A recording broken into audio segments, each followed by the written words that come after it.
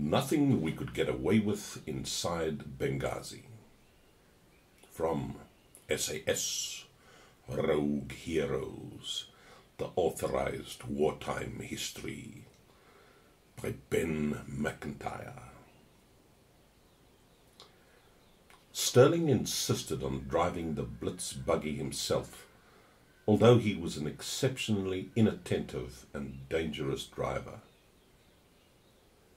One hand on the wheel, puffing away quietly at his pipe, looking at the scenery all around, and all the time doing a cool 60, for all the world as if he's out for a run down the Great North Road. MacLean wondered what motivated soldiers to follow such a man, and found himself reaching back to the words of another desert warrior, Lawrence of Arabia. In 7 Pillars of Wisdom, T.E. Lawrence described the elusive essence of military leadership. 9/10 of tactics are certain and taught in books, but the irrational 10th is like the kingfisher flashing across the pool, and that is the test of generals. Sterling, it seemed to MacLean, was a perfect illustration of that irrational 10th, with his never-failing audacity, a gift of daring improvisation. On the morning of the 20th of May, the team made camp in the safety of the Jebel. As always, curious Senussi goatherds appeared almost immediately, offering eggs in exchange for cigarettes. Tea was brewed and shared, followed by a ritual in which the locals were shown photographs of their tribal and religious chief, Sayyid Idris, now living in exile under British protection in Egypt. Grandson of the Grand Senussi, founder of the order, the future King Idris I of Libya, was held in reverential awe by his tribe. His photographs symbolized the informal alliance between the Senussi and the British. "They fingered it admiringly, grinning," wrote MacLean. That night, after a fortifying dinner of hot bully stew and tea, followed by a tot of rum, MacLean lay in his sleeping bag, in the sand, watching the flashes over Benghazi as the RAF carried out the bombing raid on Q.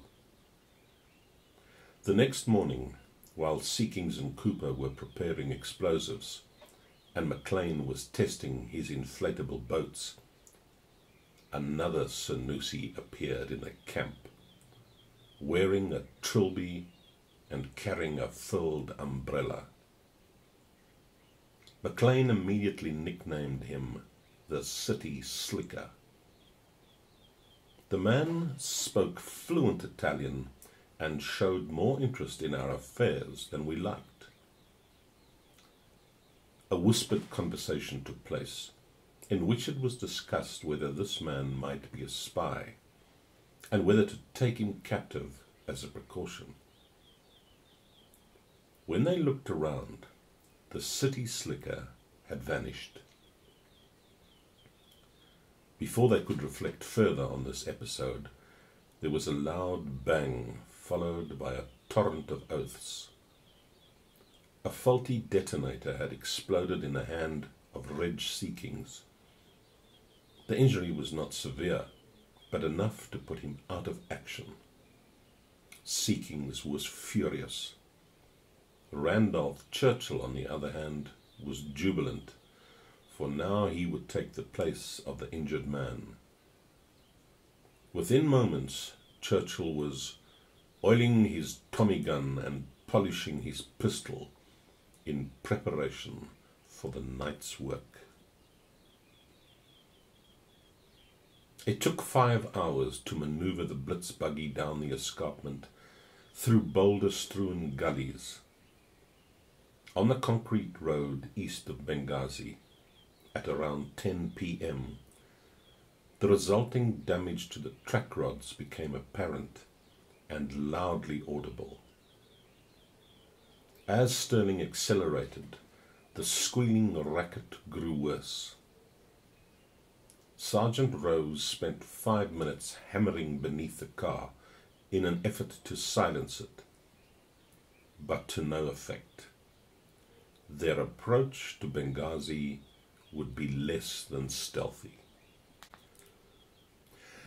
3 miles out of town, they reached a checkpoint, which ought not to have been there according to the latest intelligence reports, making a din that echoed around the desert.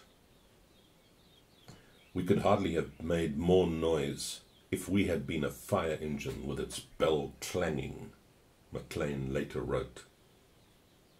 His combination of brass neck and bad Italian somehow got them through the first encounter without a fight. But on the other side of the barrier, another threat appeared. 2 German cars passed in the opposite direction, then stopped, turned around, and began to follow them into town. Sterling slowed down, inviting the cars to overtake. They also accelerated. He drove faster. They did so too. He stopped. They braked. Sterling hit the accelerator. The Ford V8 engine roared, and the blitz buggy tore through the night, hurtling into Benghazi at 70 miles an hour, screaming like a banshee. By Churchill's account, as they reached the native quarter, Sterling crammed on the brakes and shot round a corner into a narrow side street. To add to the cacophony, the air raid sirens now started up, accompanied by police whistles and shouting. Alston yelled out directions. "Second on the right. That's right. No, you've passed it. Blast. Go on. Take the next turning instead." In the back, the men clung on as they slewed from side to side. We were simply scorching along, whipping around corners on 2 wheels, and all the time making enough noise to raise the dead. Reaching what appeared to be a bombed-out cul-de-sac, Sterling turned in, braked, and switched off the engine. The pursuers had been shaken off. Since there was to be no RAF attack that night, the wail of sirens must surely indicate that their own raid had been detected. It very much looked as if the alert had been given in our honour, wrote MacLean. They were onto us. Had they walked into a trap? Had the city slicker given them away? The blitz buggy, with its telltale screech, was now a liability. It would have to be abandoned and destroyed to prevent it falling into enemy hands. To save time, they would use only one of the boats. This was unloaded in its large kit bag, along with the explosives and the machine guns. A loose bomb with a half-hour time fuse was placed inside the car, beside the petrol tank.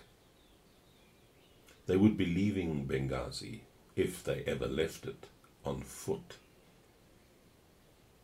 Randolph Churchill was in a state of raging overexcitement, intoxicated by a combination of pure adrenaline and the neat rum in his water bottle. It was, he later wrote to his father, the most exciting half hour of my life. The 6 men set off in single file for the docks led by Alston. Rounding a side street, they ran straight into an Italian policeman standing under a streetlight. MacLean retrieved his best Italian. "What is all the noise?" "Just another of those damned English raids," said the bored cop. Might it be that the enemy forces are raiding the town? This was considered to be quite a good joke. "No, there is no need to be nervous about that," said the laughing policeman. "Not with the British almost back on the Egyptian frontier." "Thanks. Good night." "Good night." This conversation, surreal as it was, put a different slant on matters. The sirens, it seemed, were simply responding to a false alarm rather than warning of their arrival, and the pursuing cars had probably just been air raid wardens, trying to get them to dim the car lights. The destruction of the Blitz buggy was therefore unnecessary. Moreover, the sirens had now fallen silent. Cooper was sent running back to defuse the bomb, with roughly 5 minutes left before it exploded. Fingers trembling, he stuck the safety pin back into the time pencil, extracted the detonator, and threw it over the wall. "I have never been so scared in all my life," he later admitted. Churchill and Rose were left to find somewhere to conceal the car. The remaining men set off again for the docks. Having passed through the European quarter of white stuccoed buildings, they cut a hole in the perimeter wires surrounding the port and slipped down to the water's edge. Stirling headed off to reconnoitre the harbour.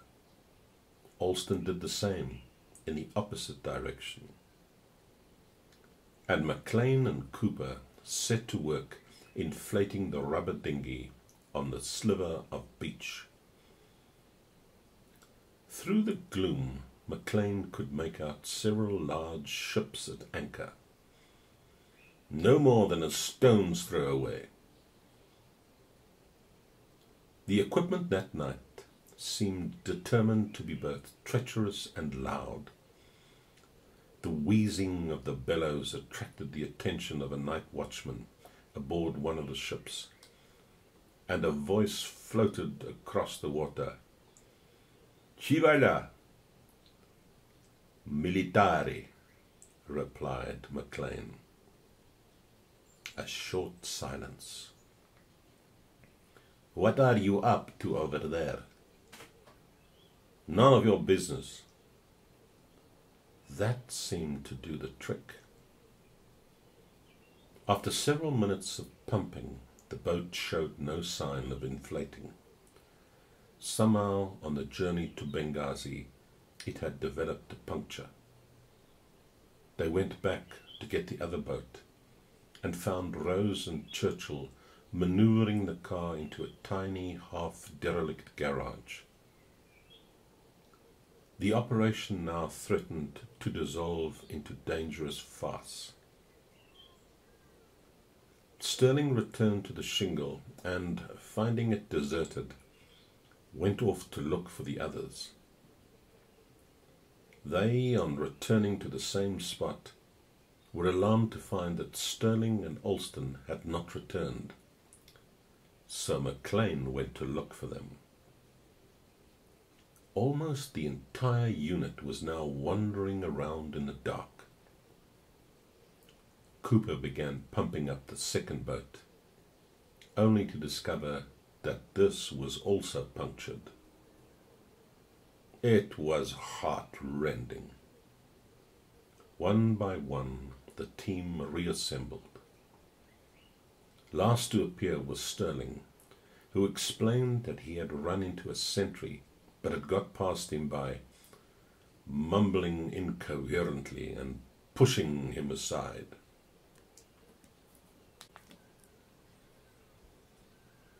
As they filed off into the darkness, MacLean realized that the party had miraculously expanded. 2 more Italian sentries, alerted by the commotion and apparently thinking that some sort of drill was underway, had joined the line of men and fallen in at the back. One of the very few occasions, and perhaps the only one, when Axis and Allied soldiers had marched together. MacLean now opted for an act of brazen bluff. Leading his little Anglo-Italian troop, he marched up to the gatehouse, accosted the lone sentry, and indignantly demanded to see the guard commander. A very sleepy Italian sergeant emerged a few moments later, pulling on his trousers. The 2 Italian hangers-on, sensing trouble, melted into the darkness. MacLean now launched into a virtuoso harangue. Most of his Italian had been learned from studying art, and the use of obscure Baroque terms may have added to the force of his speech. As later reconstructed by Randolph Churchill, it went something like this. "We are German officers and have come here to test your security arrangements. They are appalling. We have been past this sentry 4 or 5 times. He has not once asked for our identity cards.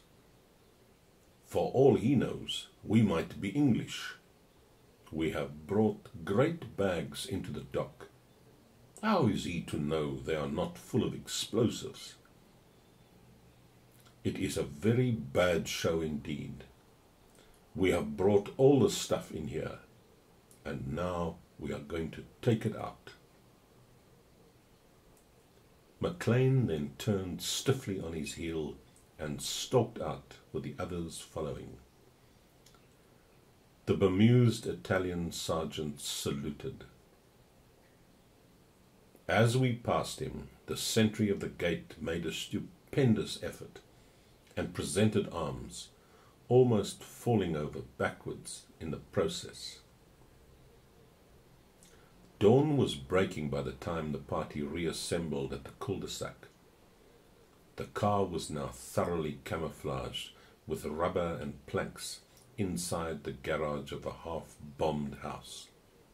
Above it, up a rickety wooden outside staircase, Churchill and Rose had found a small decrepit flat, plainly long abandoned, shuttered, and reassuringly derelict, and an ideal daytime hiding place. Churchill christened it 10 Downing Street. The 6 men fell asleep on the floor, drained by the night's alarms and excursions. They awoke as the town was stirring, in very high spirits and feeling that there was nothing we could not get away with inside Benghazi.